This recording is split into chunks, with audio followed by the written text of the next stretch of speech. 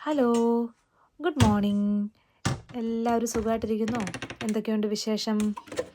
ഇന്ന് ഞാനൊരു lazy day cooking video ആണ് ചെയ്യുന്നത്.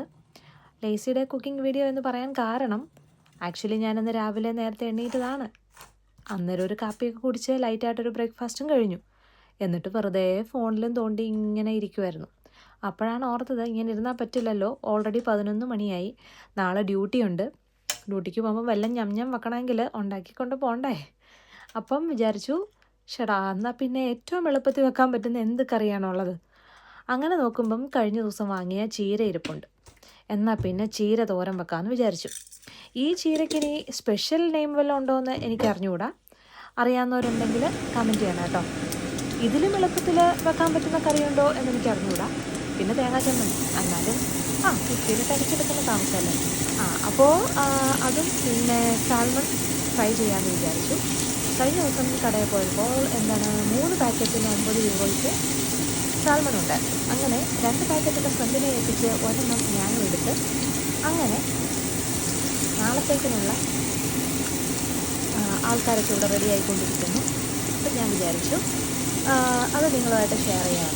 ഇതുപോലെ എന്നെപ്പോലെ മടി പിടിച്ച ആൾക്കാർ ഈ കൂട്ടത്തിലുണ്ടോ? എല്ലാ ദിവസവും മടിയൊന്നും ഉണ്ടാകത്തില്ല, വല്ലപ്പോഴും ഒക്കെ അല്ലേ. അതൊക്കെ പിന്നെ സ്വാഭാവികമാണല്ലോ. എപ്പോഴും നമുക്ക് ഒരേ രീതിയിലിരിക്കാനായിട്ട് പറ്റത്തില്ലല്ലോ, മനുഷ്യനല്ലേ. അപ്പോൾ എന്താ പറയുക, ഞാനങ്ങനെ ആടിപ്പാടി വളരെ ലേസി ആയിട്ട് എൻ്റെ ചീരയൊക്കെ തോരൻ വെച്ചു. ഞാനിത് അടച്ചു വെക്കാറില്ല കേട്ടോ, കാരണം ഓൾറെഡി അതിനകത്ത് ഭയങ്കര വെള്ളം ഉണ്ടാവും. അപ്പോൾ അടച്ചുകൊണ്ട് വെച്ച് കഴിയുമ്പോൾ പിന്നെയും ഭയങ്കര വെള്ളമാവും. അതുകൊണ്ട് തന്നെ ഞാനിതിൻ്റെ മൂടി വെക്കാറേ ഇല്ല. എല്ലാവരും ഇങ്ങനെയൊക്കെ തന്നെ ആയിരിക്കും ചെയ്യണം. പിന്നെ ഇതിൻ്റെ ഇടയ്ക്ക് ഈ കേൾക്കുന്ന സൗണ്ട് കേട്ട് നിങ്ങൾ ഞെക്കണ്ട, അത് നമ്മുടെ കുക്കറിൻ്റെ ഫുഡ് ഓണാക്കിയതാണ്. അല്ലെങ്കിൽ പിന്നെ ഭയങ്കര സ്മെല്ലായിരിക്കും റൂമിലൊക്കെ. അപ്പോൾ അതുകൊണ്ട് ഇവിടെ അങ്ങനെ ഒരു പ്രശ്നമുണ്ട്. നമ്മുടെ നാട്ടിലെ പോലെ കുക്ക് ചെയ്യുമ്പം ഇങ്ങനെ അത്രയും വെന്റിലേഷൻ കാര്യങ്ങളൊന്നും ഇവിടെ ഇല്ലല്ലോ. അപ്പോൾ അതുകൊണ്ട് തന്നെ പിന്നെ റൂമിനകത്തൊക്കെ സ്മെല്ല് ഇങ്ങനെ തന്നെ നിൽക്കും. അപ്പോൾ കുക്കറിൻ്റെ ഫുഡ് ഓണാക്കുക എന്നുള്ളൊരു മസ്റ്റായിട്ടുള്ള പ്രൊസീജിയറാണ്. പിന്നെ മീനൊക്കെ വറക്കുമ്പോൾ ഞാൻ പോയി വിൻഡോ എല്ലാം ഓപ്പൺ ആക്കി ഇടാറുണ്ട്. അങ്ങനെയൊക്കെയാണ്. അങ്ങനെ ഏതാനും നിമിഷങ്ങൾ കൊണ്ട് എൻ്റെ ലഞ്ചിനുള്ള സൈഡ് ഡിഷ് റെഡി ആയിട്ടുണ്ട്. ഞാനിവിടെ ഡെസിക്കേറ്റഡ് കോക്കനട്ടൊക്കെ യൂസ് ചെയ്തിട്ടാണ് തോരൻ വെക്കുന്നത്. ഫ്രഷ് കോക്കനട്ടൊന്നും യൂസ് ചെയ്യാറില്ല.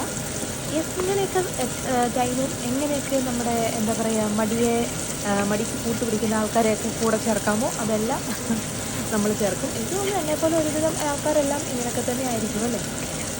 പിന്നെ ഫ്രഷ് തേങ്ങ ഞാൻ അവിയലൊക്കെ വെക്കുമ്പോൾ യൂസ് ചെയ്യാറുള്ളൂ. ഇങ്ങനത്തെ പരിപാടികൾക്കൊക്കെ ഡെസിക്കേറ്റഡ് കോക്കനട്ട് തന്നെ. അപ്പോൾ വീണ്ടും വേറൊരു വീഡിയോയിൽ